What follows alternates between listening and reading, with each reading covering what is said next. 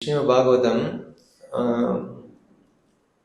Shrimad Bhagavatam canto 1 முதல் காண்டம் அத்தியாயம் 17 ஸ்லோகம் 28க்கு மேல 28ல இருந்து 45 இன்னைக்கு அதான் பார்க்கணும். அதோட அடுத்து 18வது அத்தியாயம், அப்புறம் 19வது அத்தியாயம். ஸோ 19வது அத்தியாயத்துல தான் சுகதேவ கோஸ்வாமி வருவார். ஸோ இது வரைக்கும் எல்லாருமே வந்துட்டாங்க. சுகதேவ கோஸ்வாமியோடைய பெரிய ஒரு என்ட்ரன்ஸ் 19வது அத்தியாயத்துல இருந்து அதோட அவருடைய உரையாடல் பரீட்சித்துக்கும் சுகதேவ கோஸ்வாமிக்கும் நடக்கக்கூடிய அந்த உரையாடல் தொடர்ச்சியா 2வது காண்டத்துல இருந்து செகண்ட் கேண்டோ ஃபர்ஸ்ட் சாப்டர்ல நம்ம பார்க்கலாம். ஓகே. ஸோ போன வாரம்னாக்கா நம்ம போன வாரத்திலிருந்து நம்ம பார்த்த வரைக்கும், அதாவது 17வது சாப்டர் 17வது அத்தியாயத்துல 27 ஸ்லோகங்கள் வரைக்கும் நம்ம என்ன பார்த்தோம் என்பது நம்ம இங்க ஒரு ரீகேப் பண்ணலாம். முதல்ல பார்த்தீங்கன்னாக்கா பரீட்சித் மகாராஜ் என்ன 16வது அத்தியாயம் கடைசியிலேயே நம்ம பார்க்குறோம். அவர் வெளியே போறாரு, ஊரா போறாரு. அங்க போற இடத்துல பாண்டவர்கள் கிருஷ்ணனுடைய கதைகள் கேட்கிறாருன்னு பார்த்துட்டோம். அப்ப 17வது அத்தியாயம் ஆரம்பமே எங்க ஆரம்பிக்குதுனாக்கா, பரீட்சித் மகாராஜ் அங்க போகும் பொழுது அங்க 3 பேரை அவர் பார்க்கிறாரு. ஓகே, யார பாக்குறாரு? ஒரு பசுமாடு, ஒரு காளை, ஒரு மனிதன், ஒரு கலிபுருஷன் 3 பேர் அங்க இருக்கிறாங்க. சோ அப்ப அங்க சூழ்நிலை என்ன இருக்குதுனாக்கா, அந்த சூத்ரன் என்ன பண்றான், இந்த காளை மாடையும் பசுவையும் ரொம்ப சித்திரவாதம் பண்ணி கொண்டு இருக்கிறோம். இதுதான் முதல் டெக்ஸ்ட் 17 சாப்டர்ல நம்ம பார்த்தோம். அப்புறம் 2வது 3வது ஸ்லோகத்துல அந்த காளமாடு உடைய சூழ்நிலையும் பசுமாட்டுடைய சூழ்நிலையும் அங்க பாக்குறாரு. ரொம்ப கவலைகரமான ஒரு நிலையில அந்த பசுமாடும் அந்த காளையும் இருக்குது. இந்த பரீட்சித் மகாராஜா இதை பாக்குறாரு. அப்புறம் அவர் என்ன பண்றாரு, இதற்கு இந்த 2 பேரும் துன்பப்படுறதுக்கு காரணம் யாரு? அங்க நிக்கிற ஒருத்தன். சோ அவனை பார்த்து கேட்கிறாரு, நீ யாரு? நீ எப்படி இந்த மாதிரி வாயில்லாத ஜீவராசி நீ எப்படி துன்படுத்த முடியும் என்று அதெல்லாம் கேட்கிறாரு. பரீட்சித் மகாராஜ் சொல்றாரு, என்னோட ராஜ்யத்துல இது வரைக்கும் இந்த மாதிரி சூழ்நிலை நான் பார்த்ததே இல்லை அப்படின்னு அவர் சொல்றாரு. அது கலிபுருஷன்கிட்ட அவர் பேசிட்டு அப்புறம் அங்க இருக்கக்கூடிய அங்க உங்களுக்கு தெரியும், அங்க பூல் தர்மா பர்சானிபிகேஷன், காவ் மதர் எர்த், இது நம்மளுக்கு தெரியும், பூமி. அப்ப பரீட்சித் சொல்றாரு அவங்க கிட்ட, நீங்க கவலைப்படாதீங்க, நான் இருக்கிற வரைக்கும் நீங்க கவலைப்படாதீங்க, இவனை கண்டிப்பா நான் தண்டிக்க போகிறேன் என்று அவர் பரீட்சித் அவங்க சொல்றாரு. அப்போ பரீட்சித் அந்த தொடர்ச்சியா என்ன கேட்கிறாருனாக்கா, அந்த தர்ம தேவதை அந்த பூலோடைய கண்டிஷனை பார்த்து கேட்கிறாரு, ஏன் உங்களுக்கு 3 கால் பங்கப்பட்டு இருக்குது, ஏன் ஒரு கால் மட்டும்தான் உங்களுக்கு சரியா இருக்குதுன்னு கேட்கிறாரு. இதற்கு காரணம் யாரு என்றது அவர் கேட்கிறாரு. இது யாரா இருந்தாலும் நான் அவர்களுக்கு தண்டனை கொடுப்பேன் என்று பரீட்சித் அங்க சொல்றாரு. அது தேவர்களாக இருந்தாலும் நான் அவர்களை விடமாட்டேன் என்று சொல்றாரு. அப்ப தர்ம தேவதை பரீட்சித் மகாராஜ் கிட்ட திருப்பி பேசுறாங்க. இது 17வது ஸ்லோகத்துக்கு மேல நம்ம பார்க்கலாம். என்ன பேசுறாங்கன்னாக்கா, நீங்க பேசுறதுலாம் ரொம்ப நல்லா இருக்கு, ஏன்னா நீங்க பாண்டவருடைய வம்சத்துல நீங்க வரீங்க அப்படின்னு சொல்றாங்க. அப்புறம் அதுக்கப்புறம் தர்மதேவி சொல்றாங்க, இது காரணம் யார் எங்களுக்கு தெரியல. அதுக்கப்புறம் என்ன காரணம்னாக்கா, நாங்க பல வகையான தத்துவங்கள் எல்லாம் கேட்டு எங்களுக்கே குழப்பமா இருக்குது என்பதை நம்ம அதையும் ஒரு அளவுக்கு பார்த்தோம். அப்புறமா தான் வந்து 21வது ஸ்லோகத்துக்கு மேலதான் வந்து பரிஷித் சொல்றாரு, நீங்க வந்து இவ்வளவு பேசுறீங்கன்னாக்கா நீங்க நிச்சயமா தர்ம தேவதையாக தான் இருக்க வேண்டும். அப்பதான் வந்து 22வது ஸ்லோகத்துல வந்து அங்க அவருக்கு முன்னாடி நிற்கிற அந்த காளை வந்து தர்ம தேவதை என்று வந்து பரிஷித் மகாராஜ் வந்து புரிந்து கொள்றார். அப்ப வந்து அவங்க 2 பேரும் மீண்டும் வந்து அங்க பேசுறாங்க. அப்ப வந்து அவங்க சொல்றாங்க, பகவான் இருக்கும் பொழுது எங்களுக்கு எந்த கவலையும் இல்லை, இதெல்லாம் வந்து அங்க பேசிட்டு அப்புறம் மாதர் பூமி தேவியும் வந்து அங்க புலம்புறாங்க. இதுதான் நம்ம வந்து போன வரைக்கும் பார்த்தோம். அதாவது சுருக்கம் என்னன்னாக்கா, பரிஷித் மகாராஜா 3 பேரை பாக்குறாரு, கலி, பூமாதேவி, தர்ம தேவதை. 3 பேரையும் பார்க்கும் பொழுது தர்ம தேவதையும் பூமாதேவியும் பூலும் காவும் வந்து ரொம்ப கவலகரையான நிலையில இருக்கும் பொழுது அது காரணம் யாருனாக்கா அங்க இருக்கக்கூடிய அந்த கலிபுருஷன். அப்ப அவர்கிட்ட கேட்கிறாரு, ஏன் நீங்க இப்படி இருக்கிறீங்க, நீங்க யாரு, இதெல்லாம் கேட்கும் பொழுது அது வரைக்கும் தான் நம்ம வந்து போன வாரம் வந்து நம்ம பார்த்தோம். ஓகே, இந்த வாரம் நம்ம வந்து பரிஷித் மகாராஜ் வந்து கலி கூட பேசுவாரு, கலிக்கு என்ன தண்டனை கொடுக்க போறாரு, அதுதான் வந்து நம்ம பார்க்க வேண்டும். இந்த அத்தியாயம் கடைசியில என்ன ஆகுனாக்கா, ராஜ்யம் வந்து ரொம்ப சுபிச்சமா இருக்கும்னு முடிப்பாங்க.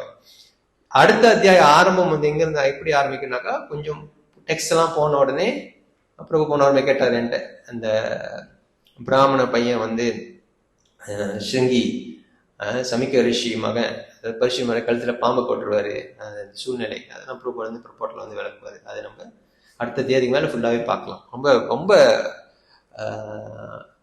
அற்புதமான அத்தியாயங்கள். அந்த 2 அத்தியாயம் வந்து ரொம்ப அற்புதமான அத்தியாயம். பார்க்கலாம், நம்ம எவ்வளவு டைம் ஸ்பெண்ட் பண்ண முடியும். எனிவே, இப்ப வந்து பரிஷித் மகாராஜா வந்து தர்ம தேவதை அங்க இருக்கக்கூடிய பூமாதேவிட்ட பேசினோடனே இப்ப வந்து கலி கிட்ட வந்து என்ன பேச போறார். ஏன்னா அந்த அத்தியாய ஆரம்பத்திலே வந்து சவனகாதி ரிஷிகள் என்ன கேட்கிறாங்கனாக்கா, எப்படி வந்து ஒரு பசுவும் ஒரு காளையும் அடிபட்டு அப்படி பங்கமாக இருக்கும் பொழுது பரிஷித் வந்து ஏன் வந்து யாருக்கு ஞாபகம் இருக்கு, ஏன் வந்து சாகடிக்கல அப்படின்னு வந்து அவங்க ஆரம்பத்துல கேட்கிறாங்க. ஏன்னா அந்த மாதிரி அவங்க பார்த்ததே கிடையாது என்ற காரணத்தினால. இந்த அத்தியாயத்துல இருக்கக்கூடிய மிதற்கக்கூடிய ஸ்லோகத்துல அது காரணங்களை வந்து ப்ரோப்போர்ட்ல வந்து விளக்குவார். அதை நம்ம வந்து பார்க்கலாம். ஓகே, இப்ப நம்ம பார்க்கறது வந்து 28வது ஸ்லோகம். இதி தர்மம் மஹிம் சைவா சாந்தா யித்ப மகாரதா நிஷாதம் ஆததே கட்கம் கலயே தர்மஹேதவே. ஓகே, படிக்க தமிழ்ல படிங்க ப்ரோ, யாராச்சும் இங்கிலீஷா படிங்க. அரைச்சு படிங்க.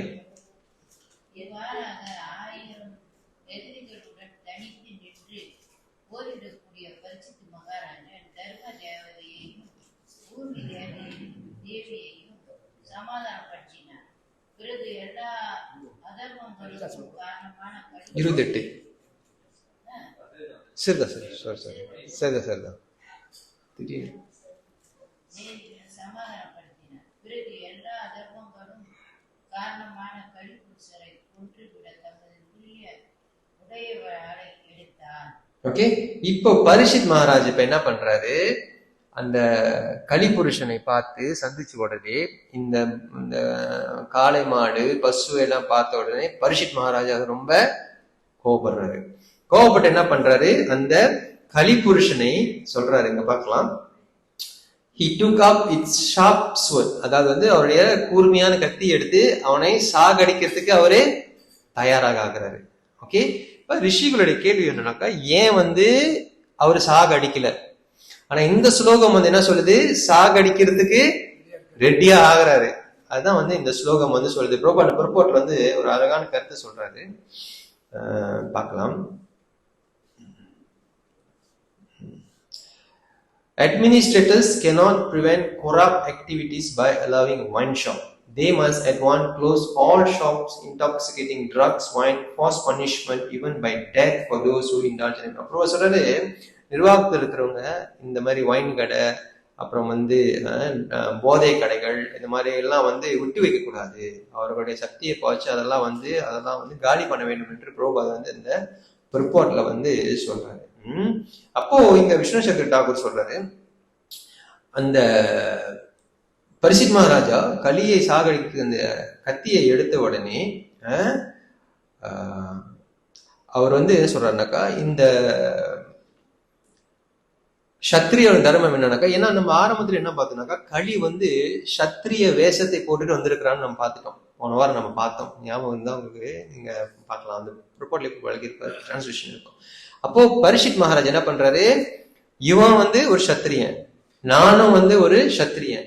அப்ப அவர் விஸ்வசக்தாக சொல்றாரு, அவருடைய பீச்ச கையில அந்த கத்தி எடுத்து போருக்கு வந்து கூப்பிடுறதுக்கு மாதிரி ஒரு அறிகுறியை வந்து அங்க அந்த கலி புருஷனுக்கு வந்து கொடுக்குறாரு.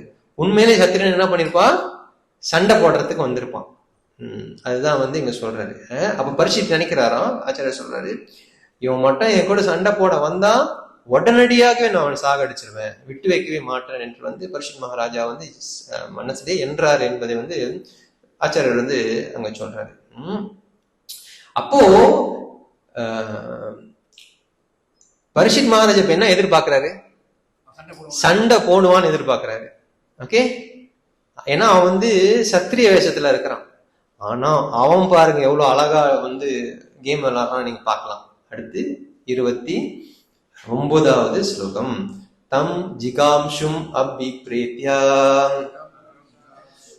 விஹாய நிர்பலாஞ்சனம் தத்பாத மூலம் சிரசாம் சமகாத் பயா வில்வலாம்.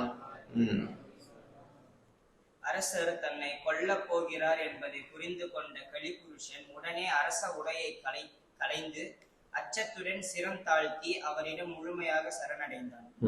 அப்ப அவன் என்ன பண்றான், அவன் ஏன்னா உண்மையிலேயே அவன் சத்திரியன் இல்ல. அப்ப முதல்ல என்ன பண்றான், போட்டு இருக்கக்கூடிய அந்த போலியான ஆடைகளை முதல்ல கழட்டி போடுறான். கழட்டி போட்டு என்ன பண்றான், ஐயா என்னை விட்டுருங்க அப்படின்னு வந்து பரிசுகிட்ட போயிட்டு வந்து அவன் வந்து சரண்டர் வந்து பண்றான். அதுதான் வந்து இங்க சொல்றான். ஏன்னா அந்த கலிக்கு வந்து தெரியும், இவரு கூட சண்டை போட்டு நம்மளால ஜெயிக்க முடியாது. ஏன்னா பரிஷித் வந்து நீங்க பாத்தீங்கன்னா இந்த அத்தியாயம் முன்னாடி ஒரு 4-5 ஸ்லோகத்துக்கு முன்னாடி சொல்றாரு, உங்களை யாரு துன்படுத்துறான்னு என்று சொல்லுங்க, தேவராக இருந்தாலும் விடமாட்டேன்னு சொல்றாரு. அதெல்லாம் வந்து அவன் கேட்டுக்கிட்டு தான் இருக்கான் அவன் மொழியில நின்றுகிட்டு. அப்ப அவன் என்ன பண்றான், அப்ப இவரு கூட தேவரே வந்து இவர் விட்டு வைக்க மாட்டாருனாக்கா நம்மலாம் எம்மாத்திரம் யோசிச்சு அவன் என்ன பண்றான், உடனடியா வந்து சட்டையெல்லாம் கழட்டி போட்டுறான். ஏன்னா அவன் சத்திரியனே கிடையாது, சும்மா போலி வேஸ்தான போட்டுட்டு இருக்கிறான்.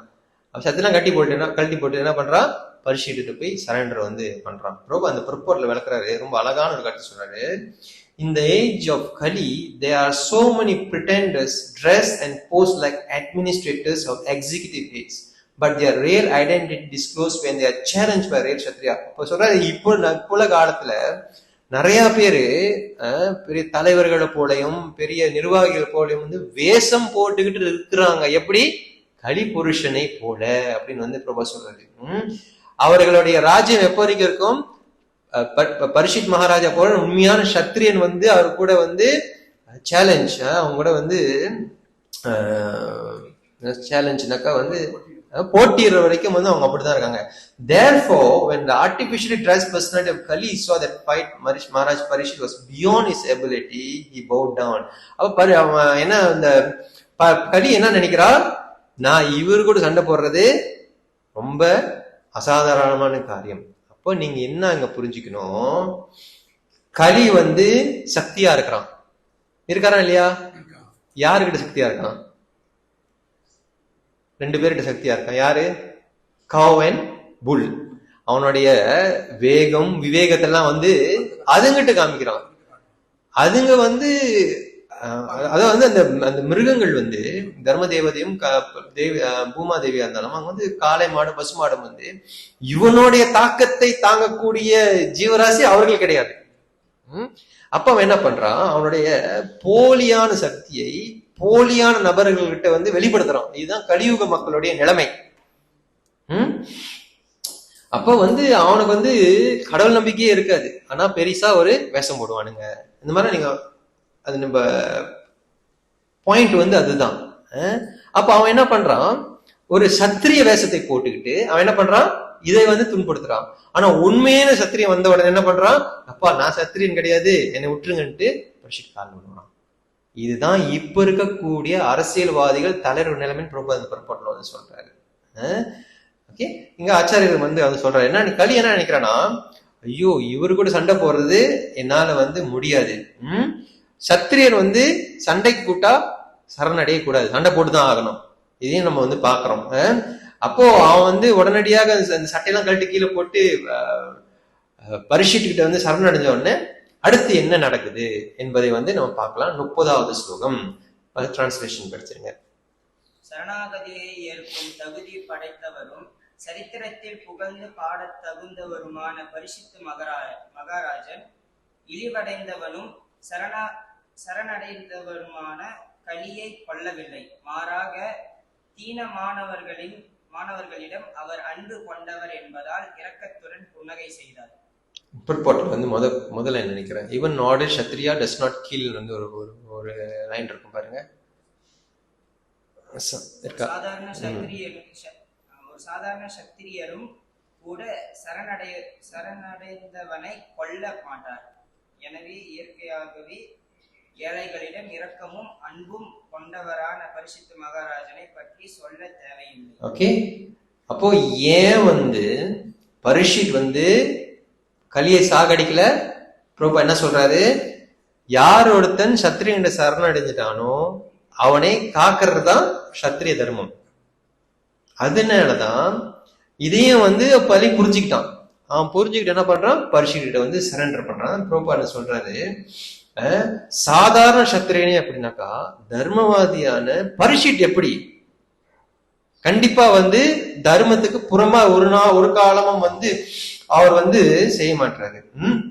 சொல்றாரு, அவர் சிரிக்கிறாரு. He was smiling because artificially dressed Kali has disclosed his identity. அப்ப என்ன சொல்றாரு, போலியா சத்திரிய வேஷ போட்ட ஒரு அந்த கலி புருஷன் என்ன பண்றான், சட்டையெல்லாம் கழட்டி போட்டு ஒரிஜினல் பொசிஷன் எடுக்கிறான். அதை பார்த்து பரீட்சித் மகாராஜ் சிரிக்கிறாரு என்பது புறப்பாடு வந்து புறப்பாட்டுல வந்து சொல்றாரு. இதை வந்து ஆச்சாரியர் வந்து வேற வகையாகவும் விளக்குறாங்க. அப்போ வந்து பரீட்சித் மகாராஜா வந்து ஒரு வகையா யோசிக்கிறாரா. என்ன யோசிக்கிறாரு, ஓகே இவனை நான் வந்து சாகடிக்க கூடாது. ஏன் சாகடிக்க கூடாது, இவன் என்கிட்ட சரணம் அடைஞ்சிட்டான், இவன் வந்து ரொம்ப மோசமானவன். அப்போ சத்திரிய தர்மம் என்ன, ஒருத்த வந்து ஒரு ஆளுக்கு சரணம் அடைஞ்சிட்டானாக்கா அவன் வந்து அவனை பாதுகாக்க வேண்டும். அப்ப பரீட்சித் என்ன நினைக்கிறாராம், என்னால இவனை கொல்ல முடியும், ஆனா நான் இவனை கொன்னுட்டுனாக்கா நான் வந்து அதர்மத்துக்கு துணை போயிருவேன். அப்போ என்ன, நான் ஏன் அவனை எக்ஸ்பிளைன் பண்றேன்னா, பரீட்சித் நினைச்சிருந்தா அப்பயே அவனை சாகடிச்சிருந்தா கலி புருஷன் இங்க வந்து இருந்திருக்கவே மாட்டான். அப்பயே அவன் கதை முடிஞ்சிருக்கும். ரைட் தானே? ஏன்னா ஏன் அவ்வளவு நம்ம கஷ்டப்படணும், ஏன் அவர் விட்டு வைக்கணும், இதெல்லாம் செய்யணும். அவர் வந்து சத்திரியரு, அப்கோர்ஸ் தர்மம் இதுதான். அவர் நினைச்சா கலிபுருஷன் அன்னைக்கே முடிச்சிருக்கலாம். ஏன்னா அவன் சண்டை போறதுக்கும் தயாரா இல்ல, அவன் வெள்ளை கொடியும் காமிச்சிட்டான். இவர் வந்து கத்தி எடுத்து அங்க துண்டாக்குறது அவர் வேலை. ஆனா அவர் அது செய்யல. ஏன் செய்யலன்னு வந்து அவர் வந்து இங்க சொல்றாரு, வலதை வித்தியாசம் விளக்குறாரு. ஏன்னா அவர் வந்து என்ன நினைக்கிறாரு, என்னால சாகடிக்க முடியும், ஆனா இவன் வந்து ரொம்ப மோசமானவன். இப்ப நான் இவனை சாகடிச்சிட்டேன்னா நான் வந்து அதர்மத்துக்கு துணை போயிருவேன். இப்ப நான் அதர்மத்துக்கு துணை போயிட்டேன்னா அந்த களி என்னுள்ள பூந்துருவான். அவன் என்ன, அவன் உடல் ரீதியாக செத்து போயிருக்கலாம், ஆனா அவனுடைய தன்மை எங்க போகுது, எனக்குள்ள போயிருது. அப்ப எனக்குள்ள போயிருச்சுனாக்கா அப்புறம் நான் எப்படி ஆவேன், அதர்மத்திற்கு நானும் துணை போயிருவேன். அவன் வந்து கலி புருஷனோட தன்மை வந்து எப்பொழுதுமே சாகாடுது. அப்ப பரீட்சித் மகாராஜ் என்ன பண்றாரு, அவனை சாகடிக்காம விடுறாரு என்பதை வந்து அங்க வந்து ஆச்சாரியர் வந்து விளக்குறாரு. அவர் சிரிக்கிறதுக்கு என்ன காரணம்னாக்கா, அவர் சிரிச்சுக்கிட்டு அவர் என்ன நினைக்கிறாருனாக்கா, இதெல்லாம் பகவானுடைய திட்டம், இதை மீள்வதற்கு நம்மளுக்கு அனுமதி கிடையாது என்று நினைச்சு சிரிச்சதாக வந்து ஆச்சாரியர் வந்து ஒரு கருத்தை வந்து அங்க சொல்றாரு. அப்போ 31 34 ஸ்லோகம் வரைக்கும் இது வந்து என்ன சொல்லுவாருனாக்கா, பரீட்சித்து சரி நான் வந்து உன்னை தண்டிக்க மாட்டேன், நான் வந்து உன்னை ஒண்ணுமே செய்ய மாட்டேன், ஆனா நீ வந்து என்னுடைய ராஜ்யத்துக்கு இருக்கக்கூடாது. இதுதான் வந்து 31 ஸ்லோகத்துல இருந்து 34 ஸ்லோகம் வரைக்கும் அவங்க வந்து சொல்றாங்க. ஓகே, இப்ப பரீட்சித் மகாராஜா என்ன பேசுறாரு 21. இவ்வாறாக அரசர் கூறினார், அர்ஜுனனின் பரம்பரை புகழை பெற்றவர்கள் நாங்கள். எனவே கூப்பிய கரங்களுடன் நீ சரணாகதி அடைந்திருப்பதால் உன் உயிருக்காக நீ அஞ்ச வேண்டிய அவசியமில்லை. ஆனால் நீ அதர்மத்தின் நண்பன் என்பதால் என்னுடைய ராஜ்யத்தில் நீ இருக்க முடியாது. இதுதான் என்ன சொல்றாரு. அப்ப களி ஒரு கால் நினைக்கிறான், திடீர்னு கொஞ்ச நாள் செஞ்சு என்ன சாகடிச்சிட்டாலும் அடிச்சுட்டு வரலாம். அதுக்குதான் பரிசு என்ன சொல்றாரு, நான் அர்ஜுனன் வம்சத்தை சார்ந்தவர், நாங்க ஒரு வாட்டி வாக்கு கொடுத்துட்டோமாக்கா நாங்க மாற மாட்டோம், சத்திய பிரமாணம் எடுக்கிற மாதிரி கலிகிட்டு சொல்றாரு. ஆனால் இங்க சொல்றாரு, but you cannot remain in my kingdom for you are the friend of irreligion. ஏன் என்னோட ராஜ்யம் தர்ம ரீதியான ராஜ்யம், ஆனா நீ அதர்மவாதி, அதனால உனக்கு என்னுடைய ராஜ்யத்தில் இடம் கிடையாது. ஓகே, உங்களுக்கு புரியுது நினைக்கிறேன். பரீட்சித் மகாராஜா ஏன் கலியை சாகடிக்கலன்னு சௌனகாதி ரிஷிகளுடைய கேள்விக்கான பதில் ஆச்சாரியரும் பிரபுபாதர் விளக்குறாங்க. அப்போ அப்படியே அவன் தனித்தரிச்சு விட்டுட்டு போகாமல் அவனை என்ன பண்ணணும்னு கூட பரிசுத்த யோசிச்சு என்ன சொல்றாரு, நீ என்னுடைய ராஜ்யத்தில் இருக்க முடியாது அப்படின்னு சொல்றாரு. 32 அதர்மனான கலிபுருஷனை ஒரு மனித தெய்வமாக அல்லது தலைமை நிர்வாகியாக செயற்பட அனுமதித்தால் பேராசை, நேர்மையின்மை, கொள்ளை, அநாகரீகம், நம்பிக்கை துரோகம், துரதிருஷ்டம், ஏமாற்றம், கலகம் மற்றும் தற்பெருமை ஆகியவற்றை போன்ற அதர்ம கொள்கைகள் நிச்சயமாக நிரம்பி இருக்கும். அப்போ ஒரு கால் ஒரு மூலையில அவன் கலிபுருஷனை விட்டா கூட அங்க டிரான்ஸ்லேஷன் என்ன சொல்றாங்க, அவன் என்ன பண்ணுவானாக்கா இர்ரிலிஜியஸ் பிரின்சிபல், மோசமான அதர்ம பாதையில் வரக்கூடிய பேராசை, ஃபால்ஸ்ஹுட், ரெண்டாவது என்ன பேராசை, ரெண்டாவது என்னது நேர்மையின்மை, அப்புறம் கொள்ளை, அப்புறம் அநாகரிகம், அப்புறம் நம்பிக்கை துரோகம், அப்புறம் துரதிருஷ்டம், அப்புறம் ஏமாற்றம், கலகம். அப்ப இதெல்லாம் இவனை விட்டுட்டாக்கா இது எல்லாமே வந்துரும். ப்ரோபாட்ல ஒரு கருத்தையும் சொல்றாரு, சேர்த்து சொல்றாரு. But in the age of Kali, the executive heads of the state will be indifferent to such religious principle, and therefore under their patronage and opponents of religious principle such as greed, false cheating will naturally follow, and so there will be no meaning to propaganda trying to stop corrupt. பிரபு சொல்றாரு, இப்ப கூடிய எல்லாருமே பதவியில் இருக்கக்கூடியவங்கலாம் இந்த சொல்லக்கூடிய இந்த தன்மையெல்லாம் இருக்கு இல்லையா, ஏமாற்ற தன்மை, இது எல்லாமே அவங்க சகஜமாவே இருக்கும் அப்படி பிரபு சொல்றாரு. அங்க சொல்றாரு, so there will be no meaning to propaganda trying to stop corruption. இவ்வளோ கெட்ட பழக்கத்தை வச்சுக்கிட்டு லஞ்சத்தை மட்டும் ஒழிக்க முடியுமான்னு கேட்டாக்கா எப்படி முடியுமா? பிரபு அந்த பிரபோட்ல தான் சொல்றாரு. அப்ப இவங்க என்ன பண்றாங்க, கலியோடைய தாக்கத்தினால இது எல்லாமே அவங்ககிட்ட இருக்கு, ஆனா லஞ்சத்தை மட்டும் ஒழிக்கிறதுக்கு பார்க்கறது முடியாது. ஏன்னா இது எல்லாமே இவங்க இப்படி பிணைந்துகிட்டு இருக்காங்க அப்படின்னு சொல்றாரு. அப்போ ஆச்சாரியர் ஒரு கருத்தை சொல்றாரு, நீ ஏன் இங்க இருக்க முடியாதுனாக்கா, நீ இங்க இருந்தா நீ எல்லாத்தையும் கெடுத்துருவ. நீ தேவலோகத்துக்கு போனா கூட தேவர்களே நீ கெடுத்துருவ. அப்ப இங்க மனுஷனுடைய நிலைமை என்ன? அதனால நீ இங்க கண்டிப்பா நீ இருக்க முடியாது என்றதை அவர் சொல்றாரு. அடுத்து 33. எனவே அதர்மத்தின் நண்பனே, பரம புருஷரின் திருப்திக்காக சமய கொள்கைகளுக்கும் சத்தியத்திற்கும் ஏற்ப நிபுணர்களாகிய மற்றும் இடத்தில் இருப்பதற்கு தகுதி இல்லை. அப்போ அப்புறம் அங்க டிரான்ஸ்லேஷன் நீங்க பார்க்கலாம். அதர்மத்துக்கு நண்பனா என்ன சொல்லிருக்காரு? அதர்மத்தின் நண்பனே. அப்ப பரிஷித் யாருடைய நண்பன்? தர்மத்தோடைய நண்பன். அவன் அதர்மத்தோடைய நண்பன். அப்ப என்ன சொல்றாரு, நான் தர்மத்தோடைய நண்பன், நீ அதர்மத்தோடைய நண்பன், அதனால இது எல்லாமே என்னுடைய ராஜ்யம், நான் தர்மத்துக்கு தலை வணங்குறவன், நீ அதுக்கு செய்ய மாட்ட, அதனால இந்த இடத்துல இருக்கிறதுக்கு உனக்கு தகுதியே இல்லை. ஏன்னா இந்த இடத்துல சாக்ரிஃபைசஸ், ரிலிஜியஸ் பிரின்சிபல், பகவானுடைய திருப்திக்காக யாகங்களும் பல்வகையான செயல்களும் இறைவனுடைய திருப்திக்காக இங்க செய்யறாங்க. நீ ஒரு காலைக்கு வந்துட்டனாக்கா எல்லாத்தையும் கெடுத்துரு, அதனால உனக்கு இங்க இடமே இல்லை என்றதை அங்க சொல்றாரு. 34. யாக சடங்குகளில் சில சமயங்களில் ஒரு தேவர் வழிபடப்பட்ட போதிலும் பரம புருஷ பகவானுடன் வழிபடப்படுகிறார். ஏனெனில் அவர் ஏனெனில் அவர் அனைவரிலும் பரமாத்மாவாகவும் காற்றைப் போல் உள்ளும் புறமும் இருப்பவராகவும் இருக்கிறார். எனவே வெளிப்படுபவருக்கு எல்லா நன்மைகளையும் அளிப்பவர் அவரே ஆவார். இது நீங்க வந்து கொஞ்சம் 2 ஸ்லோகம் பின்னாடி போகணும். 2 ஸ்லோகம் பின்னாடி போனோம்னாக்கா என்ன சொல்றாரு? தேவர்களை கூட நீ வந்து கெடுத்துருவ. ஓகே, அடுத்து வந்து என்ன சொல்றாரு? போன ஸ்லோகத்துல பகவானுடைய முழுமுதற் கடவுளுடைய திருப்திக்காக செய்யக்கூடிய யாகங்கள் என்று சொல்றாரு. ஓகே, அப்ப இப்ப என்ன கேள்வி வரும்னாக்கா, சமயத்துல யாகங்கள் வந்து தேவர்களோட திருப்தி கூட செய்யலாம். அதான் அங்க பாயிண்ட். தேவர்களோட திருப்தி கூட யாகங்கள் பல காரியங்கள் செய்யலாம். அப்போ நீங்க என்ன சொல்றீங்க?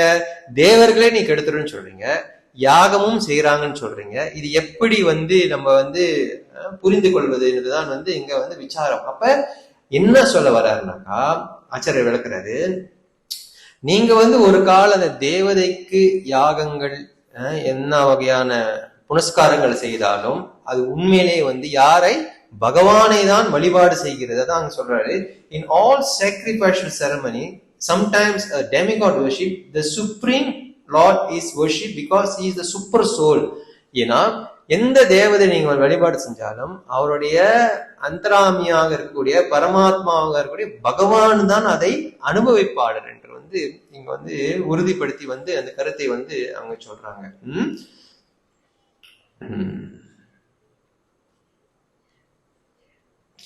அடுத்து 35 டிரான்ஸ்லேஷன். இப்ப பரீட்சித் மகாராஜா பேசிட்டாரு. பரீட்சித் மகாராஜ் கலி வந்து என்ன பண்ணிட்டான்? சரண்டர் பண்ணிட்டான். பரீட்சித் மகாராஜ் என்ன சொன்னாரு? சரி, நான் சாகடியில் ஒண்ணு விட்டுறேன், ஆனா நீ வந்து என்னோட இடத்துல இருக்க கூடாது. இப்ப அவன் அதுக்கு என்ன பதில் சொல்லுவான்? அதுக்கு முன்னாடி சூத்த கோஸ்வாமி வந்து என்ன சொல்றாரு பார்க்கணும். 35வது ஸ்லோகத்துல ஸ்ரீ சுத்த கோஸ்வாமி கூறினார், பரிசுத்த மகாராஜனால் இவ்வாறு உத்தரவிடப்பட்ட கலிபுருஷன் பயத்தால் நடுங்க ஆரம்பித்தான். தன்னை கொல்ல யமராஜனை போல் தன் முன் இருக்கும் அரசரை பார்த்து கலி பின்வருமாறு கூறி பேசினார். அப்போ சத்திரியர் வந்து இப்ப வந்து அவன் சரணடைஞ்சிட்டான். சரணடைஞ்சிட்டாக்கா அவர் சொல்றதுதான் அவன் வந்து கேட்கணும். அப்ப பலதேவ வித்யாபுருஷர் சொல்றாரு, ஒரு கால் வந்து அவன் என்னுடைய பேச்சு கேட்கலன்னா அவனுக்கு வந்து தண்டனை கொடுக்கலாம். அப்ப கலி வந்து என்ன நினைக்கிறான்? ராஜா என்ன சாகடிக்கிறதுக்கு தீர்மானத்துல இருக்கிறாரு, நாம வந்து என்ன பண்றது? இப்ப அது ராஜா என்ன சொல்றாரோ அதன் பிரகாரம் நம்ம வந்து கேட்க வேண்டும். அதுதான் வந்து சூத்த கோஸ்வாமிங்க சொல்றாரு. பரீட்சித் மகாராஜா யமராஜரை போல கலிபுருஷன் மட்டும் நிற்கும் பொழுது எப்படி வந்து இதற்கு முன்னாடி இந்த பசு காளையெல்லாம் வந்து ரொம்ப பயங்கரமான நிலைமையில இருக்குதோ அதே போல இவனும் வந்து seeing the king before him like Yamaraj began to tremble in fear. பயத்துல நடுங்கிறான் பரீட்சித்தை பார்த்து. இந்த கலிபுருஷன் என்பதை வந்து அங்கே வந்து சொல்றாரு. இப்போ 36 37 வந்து யார் பேசுறா? அவன் பேசுவான். கலிபுருஷன் வந்து இப்ப பேச போறான் 36 37வது ஸ்லோகத்துல. ஓகே, 36வது ஸ்லோகம் 36. மாட்சிமை தாங்கிய அரசே, தங்களுடைய உத்தரவுப்படி எங்கு வேண்டுமானாலும் என்னால் வாழ முடியும். என்றாலும் நான் காணும் இடங்களிலெல்லாம் தாங்கள் வில்லுடனும் அம்புகளுடன் நிற்பதை தவிர வேற ஏதையும் என்னால் காண முடியவில்லை. அப்ப சொல்றாரு, அவன் சொல்றான், கலி சொல்றான், நான் எங்க வேணாலும் வாழ்வேன், ஆனா எங்க போனாலும் வந்து நீங்க என்னை தாக்குறதுக்கு ரெடியா இருக்கிற மாதிரி எனக்கு வந்து இருக்குது. ஏன்னா அந்த இடமே வந்து தர்மத்தோடைய ஆதிக்கத்துக்கு கீழே இருக்குது. அதுதான் வந்து அவன் சொல்றான். அடுத்து 37. எனவே சமய காவலர்களில் தலைமையானவரே, தங்களுடைய அரசாங்கத்தின் பாதுகாப்பில் நான் நிரந்தரமாக வாழக்கூடிய ஒரு இடத்தை தயவு செய்து உறுதி செய்து விடுங்கள். அப்போ அவன் யாருடைய நண்பன்? கலி யாருடைய நண்பன்? அதர்மாவுடைய நண்பன்.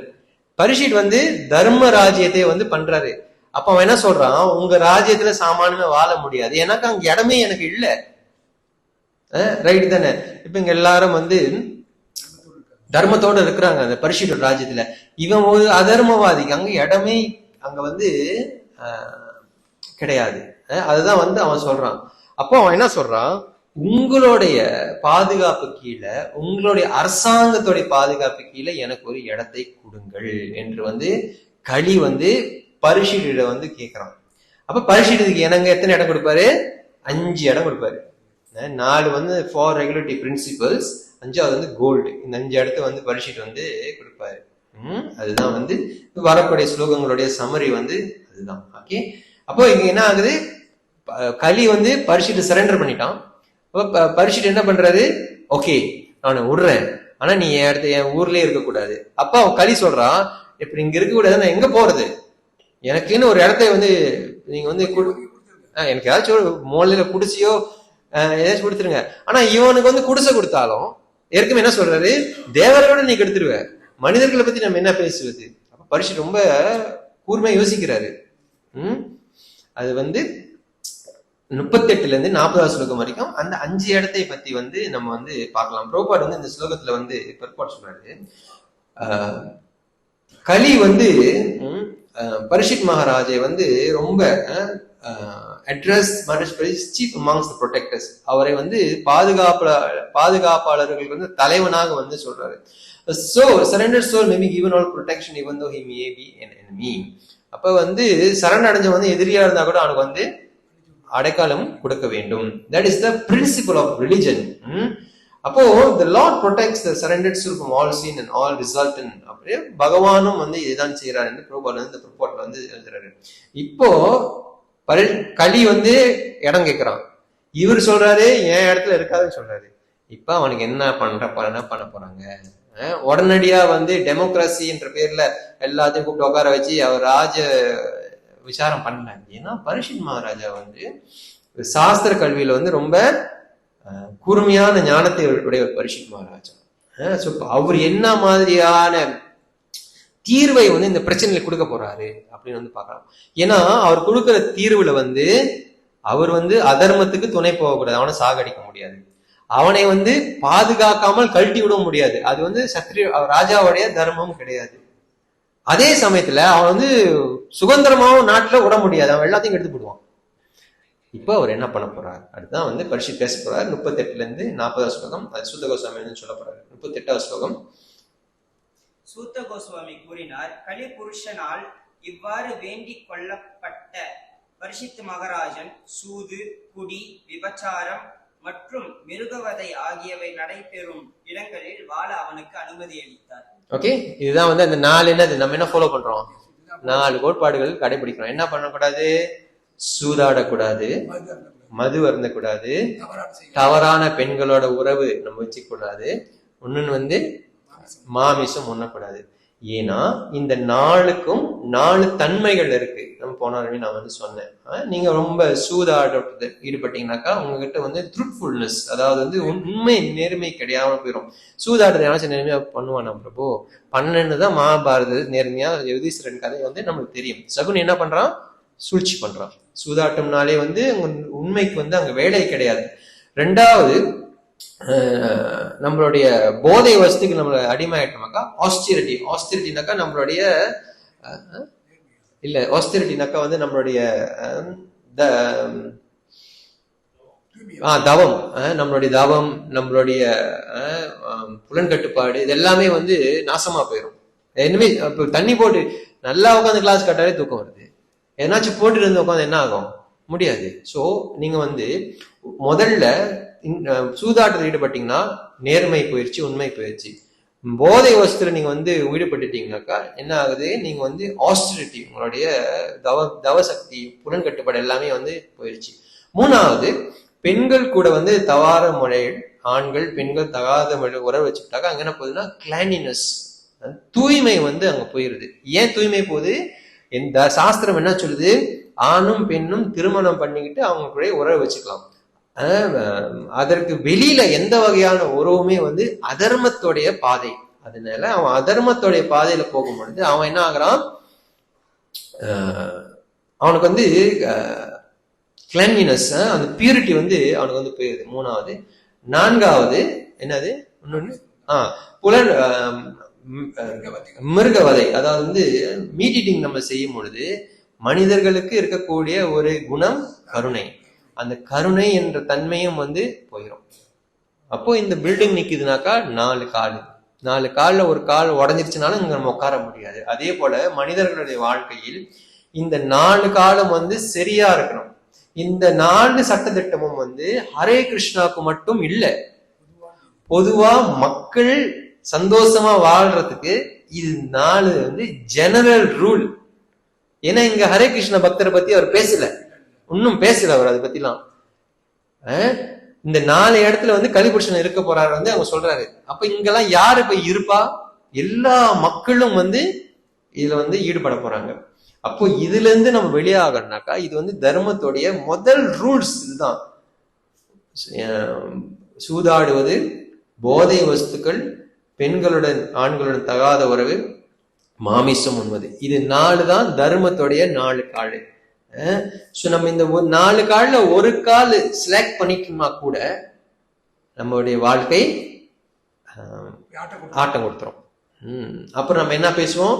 கிருஷ்ணனை காப்பாற்றவே மாட்டுறாரு. ஏன்னா நம்ம தர்ம பாதையில நடக்கல முதல்ல. அப்ப உங்க வாழ்க்கையில யாரும் வந்து வந்துட்டா? களி வந்துட்டான். அதுதான் பாயிண்ட். அதுதான் வந்து எங்க ப்ரோபர் வந்து பர்போர்ட்ல நீங்க வந்து வரப்போர்ட்ல நீங்க வந்து அதெல்லாம் படிக்கலாம். ஜீவகோஸ்வாமி நிறைய சொல்லியிருக்காரு.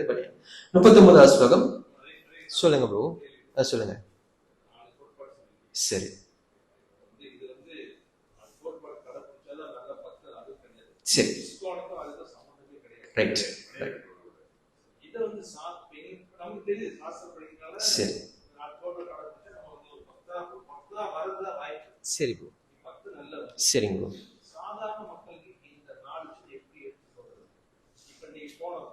சரிங்க. ஆமா ஆமா ஆமா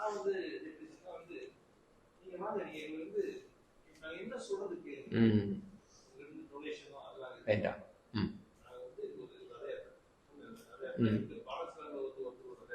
ஆமா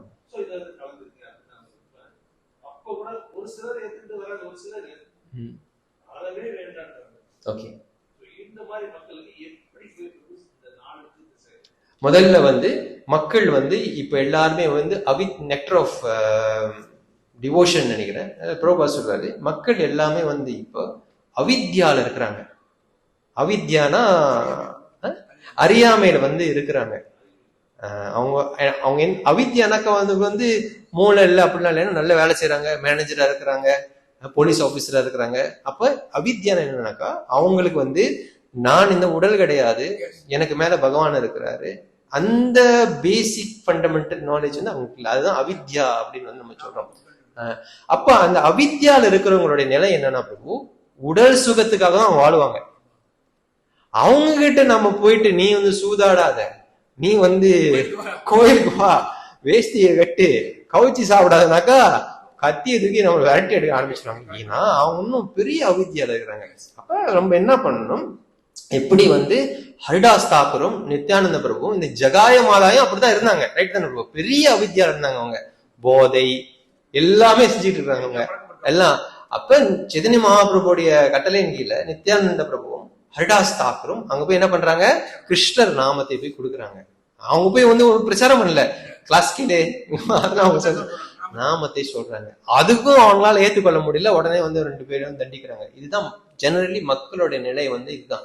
ஸோ இவங்களை வந்து நம்ம பிரச்சாரத்துக்கு வந்து கேட்கற மாதிரி கொண்டு வரணும்னாக்கா முதல்ல அவங்கள வந்து அந்த கான்சியஸ் பியூரிஃபை பண்ணணும். நம்ம அதுக்குதான் வந்து பிரபு சொல்றாரு, பிரசாதம் கொடுக்கறது, நாம ஜபம் போய் அவங்க கூட பண்றது, இந்த மாதிரி பண்ணி அவங்க கான்சியஸ் பியூரிஃபை பண்ணணும். சில பேர் நீங்க பாத்தீங்கன்னா வந்தோன்னு பக்தர் வருவாங்க. ஏன்னா முன்னாடி அவங்களுடைய ஏதோ ஒரு டிபாசிட் இருந்திருக்கலாம். சில பேர் வந்து ரொம்ப கஷ்டப்பட்டாலும் ரொம்ப கஷ்டமா இருக்கும் நம்மளுக்கே, நம்மளே ஒரு இடத்துல வந்து கிவ் அப் பண்ணிடும். இதுதான் இருக்கும். ஏன்னா அவித்யால தான் இருக்கிறாங்க. ஆமா ரைட். ஆமா. ஆனா இப்ப அதான் அவங்க அந்த உடல் ரீதியான சந்தோஷத்தை வந்து பெரிய சந்தோஷம் நினைச்சுக்கிட்டு இருக்கிறாங்க. ஆனா அவங்க வாழ்க்கையிலே சந்தோஷம் இருக்காது நிச்சயமா. ஏதாச்சும் ஒரு பாயிண்ட்ல நீங்க வந்து நல்லா பேசி பாத்தீங்கன்னா எதனாச்சும் ஒரு குறை வந்து அவங்களுக்கு இருக்கும்.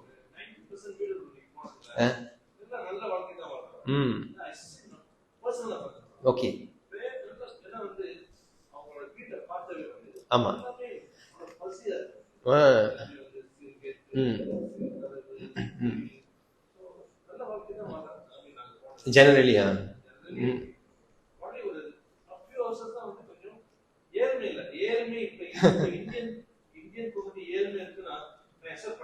ம். இருக்கு பிரபு, சாரி பிரபு, எல்லா வசதியும் இல்லை பிரபு இந்தியன் குடும்பத்துல. மனிதர்கள் கொடுக்கப்பட்டது. ஆமா ஹரே கிருஷ்ணா அதை கொண்டு வர. ஆமா மற்ற இதுலயும் சொல்றாங்க. எல்லா இடத்துலயும் அது பொதுவானது தான். ஆமா ஏன்னா அவங்க வந்து அந்த பெரிய வீடு, பெரிய பங்களா, பெரிய காரு, அவங்க வந்து அது ரொம்ப சந்தோஷம் நினைச்சுக்கிட்டு இருக்கிறாங்க. ஆனா அவங்க வாழ்க்கையில வந்து கண்டிப்பா வந்து ஒரு திருப்தியே இருக்காது, வேற மாதிரிதான் இருக்கும். இப்ப ஹரே கிருஷ்ணா, நம்ம ஹரே கிருஷ்ணா டிவோட்டியா பிராக்டிஸ் பண்ணும்பொழுது நம்மள ஒரு காலத்துல வந்து ஒரு திருப்தி வரும். அப்பா கிருஷ்ணருக்கு சேவை பண்ணிருக்கோம், அந்த திருப்தி வந்து இந்த அவித்யாளர்கள் வந்து ஒரு காலம் வராது. ஒரு புள்ளனா 2 புள்ள, 2 புள்ளனா 3 புள்ள, 3 புள்ளனா ஏண்டா 3 புள்ள ஒரு பொண்ணு பாடம் யோசிப்பான். அது அவனுடைய அவனுடைய அவனுடைய இது அவ்வளவுதான். அவனுடைய மைண்ட் செட் வந்து அதுதான், அவித்யால அவன் வந்து இருக்கிறான். சோதம் பிரபா சொல்றாரு, நம்ம வந்து இந்த ஜீவதயா நம்மளுக்கு வந்து ஒரு ஒரு தன்மை வச்சுட்டு மாமா சொல்றாரு, நம்ம எல்லாருக்குமே வந்து ஜீவதயா இருக்கணும்.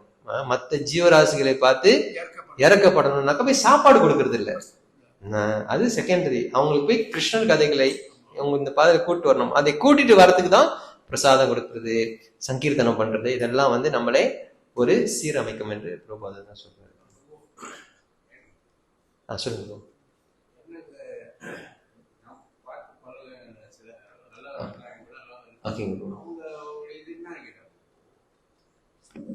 நல்லா இருக்கு. அவங்க என்ன செய்வாங்க, எனக்கு நல்லா கடவுள் வந்து நல்லா வச்சிருக்காங்க, எனக்கு எல்லாமே கொடுத்துட்டாரு. இன்னொரு கடவுள் வந்து என்கிட்ட எல்லாமே இருக்கு. சரி, அவங்களோட மைண்ட் செட் கடவுள்னா எனக்கு எல்லாமே கொடுத்துட்டாரு, எல்லாமே எனக்கு கிடைச்சிருச்சுன்னா எனக்கு நல்லா வச்சிருக்காரு, கடவுளை நல்லா பார்த்துக்கிறாரு. ஸோ எனக்கு கடவுள் எப்போதும் எனக்கு துணையா இருக்காரு.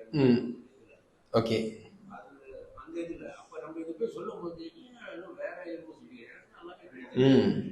கடவுள் அதுக்கு மேலதான் வந்து கடவுள் இருக்கிறது அவங்களுக்கு ஏற்றுக்கொள்ள முடியல. அவங்க கவலைனா தான் வந்து அவங்க வந்து, ஆனா அவங்க அவித்யால இருக்கிறாங்க. ஏன்னா நீங்க பாருங்க, இப்ப நாம வந்து நான் வந்து ஒரு டிவோட்டி இல்லை, நானும் அப்படித்தான் யோசிப்பேன். நம்மளும் வந்து ஏதோ குருமார்கள் கருணை இதெல்லாம் படிச்சு கேட்டுதான் நம்ம என்ன ஒரு முடிவு வரும், இது வந்து கொஞ்சம் தற்காலிகமானது, கிருஷ்ணருக்கு செய்யற சேவை தான் உத்தமமானது. அதை நம்ம புரிஞ்சுக்கிறதுக்கு நம்மளுக்கே எத்தனையோ வருஷம் ஆகுது. வரமாட்டாங்க. ஆமா, அதையும் நம்ம வந்து பார்க்கலாம். 4 வகையான மனிதர்கள் வந்து கிருஷ்ணர் பக்கத்தே வரமாட்டாங்க அப்படின்னு வந்து சொல்றாங்க. ஸோ ஜெனரலி மக்களுடைய யோசனை என்னன்னாக்கா, நல்ல கார் நல்ல இது இருந்தா நல்ல வாழ்க்கை. ஏன்னா நல்லா புண்ணியம் பண்ணியிருப்பான் முன்னாடி, அதனால அவன் கொஞ்சம் அனுபவிச்சுட்டு இருக்கிறான். அது திடீர்னு வந்து கோபுரம் குப்பமேடு ஆகலாம், எப்ப வேணாலும் ஆகலாம். அது வந்து அது ஆயிட்ட உடனே தான் அப்ப யோசிப்பான், பிரபு அன்னைக்கு சொன்னாரு என்கிட்ட, என்னமோ அப்ப ஃபோன் அடிப்பான், என்னமோ சொல்ல வந்தீங்க, இல்ல அவங்க வீட்டுல யாராவது சுத்தி விட்டாங்கன்னா அப்ப நம்ம ஃபோன் அடிப்பான். ரைட் தானே? இது நம்ம இயல்புல பாக்குறோம். மனிதன் துன்பம் வருமா கடவுள். ஆனா கிருஷ்ண கான்சியஸ் பிரபா என்ன சொல்லுகிறாரு, துன்பமோ இன்பமோ எல்லாம் பகவானுடைய நாடகம். இதுதான் பரிசீட்டம் வந்து இங்க வந்து சொல்றாரு. ஐயோ,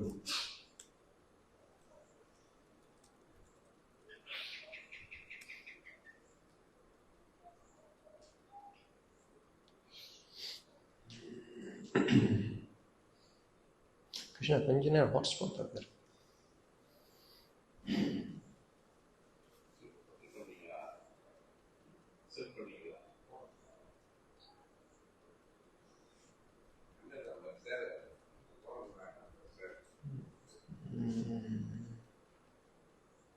இருங்க, உப்போவா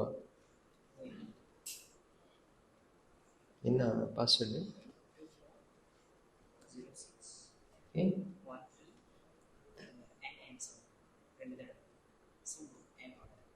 என்ன